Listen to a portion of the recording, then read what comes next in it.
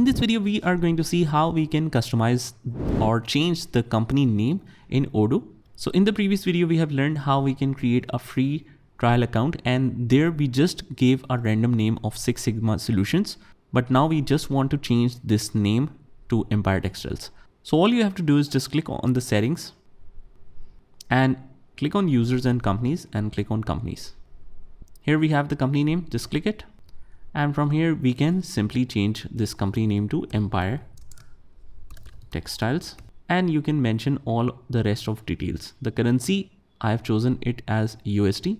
Product sales is set by default. Cost price is set to standard price, but let's set it to average costing. And all is done. Click on save manually. And before even starting, we will just go to the accounting tab as well and click on the configuration and click on settings to make sure that this company is in US dollars. So if we scroll down, our main currency is US dollars here. So that's how you do it. Just try this by yourself, and I'll see you in the next one.